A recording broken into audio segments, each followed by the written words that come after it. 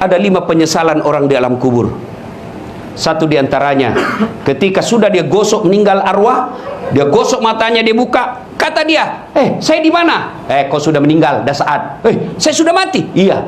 Ya Allah, hidupkan saya kembali ke dunia sekejap saja, kira-kira 1 menit lah kalau boleh. Ya Allah, kembalikan saya ke dunia. Untuk apa? Solat bukan, puasa bukan, haji bukan. Saya hanya ingin berkata, ya Allah, semua hartaku aku sedekahkan fisabilillah. Kenapa bukan minta solat? Karena solat hanya bisa dapat pahalanya ketika kita masih solat. Haji hanya bisa kita dapat ketika kita haji. Puasa hanya kita dapat ketika kita puasa. Tapi sedekah, meskipun sudah tulang belulang hancur, kita tetap mengalir. Itulah yang disebut sedekah jariah. Keliru Bapak Ibu yang Allah kasih rezeki, Bapak tidak bersedekah. Keliru.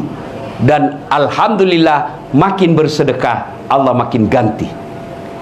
Maka almarhum almarhumah, insya Allah lapang kuburnya karena ada sedekah beliau. Yang ketiga, yang akan menolong kita di alam kubur adalah ilmu yang bermanfaat. Almarhum almarhumah, beliau suami istri, tokoh pendidikan. Itulah ilmu yang bermanfaat. Ketika diajarkan ilmu hukum kepada mahasiswanya, diajarkan tentang keadilan, lalu anak mahasiswanya menjadi pengacara yang membela dan menegakkan keadilan, selama itu juga amal-amal akan mengalir. Maka karena itu, ibu bapak kalau dapat konten-konten dakwah, jangan berhenti di grup, jangan berhenti di HP bapak, sebarkan. Bapak punya 10 grup WhatsApp, satu grup 100 orang, kirim, 1000 orang yang terima. Kalau ada yang mengamalkan 5 orang, selama 5 orang itu amalkan, Bapak dapat pahala seperti pahalanya penceramah tanpa mengurangi pahala penceramah. Ilmu yang bermanfaat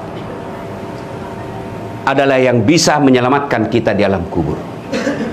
Inilah 3 yang akan terus mengalir meskipun kita sudah di alam kubur, bahkan sudah habis tulang belulang kita. Anak yang soleh dan soleha, sedekah harta, kemudian ilmu yang bermanfaat.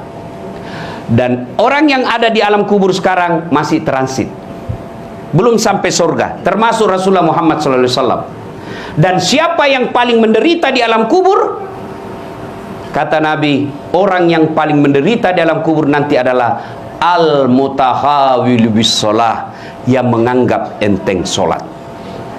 Saya mau tanya, bapak-bapak, kalau pergi merantau ke Sulawesi Selatan, ternyata bapak tidak nyaman di Sulawesi Selatan, ada pilihan? Ada? Ada. Balik lagi ke Jakarta. Saudara-saudara dari Jawa merantau ke Sumatera, ternyata di sana tidak bagus. Ada pilihan? Ada. Balik lagi ke Jawa. Mangan orang mangan, yang penting ngumpul. Iya. Iya toh?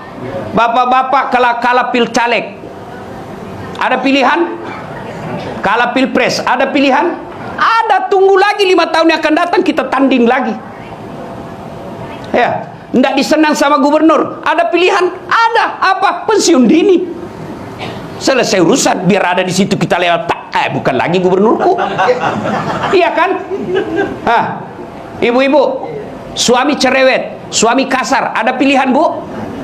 Ada. Pulangkan saja aku pada ibuku atau ayahku. Selesai.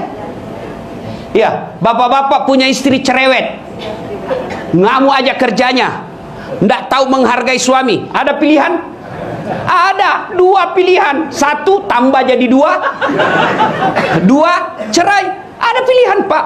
Maknanya bapak menderita di dunia masih ada pilihan. Dan tidak ada orang menderita di dunia dari bangun sampai tidur sampai bangun lagi menderita 24 jam. Tidak, pasti ada senyum-senyumnya. Tapi kalau bapak masuk kubur, ada pilihan? Ibu-ibu masuk kubur, ada pilihan? Nggak nyaman pertanyaannya, keluar dulu.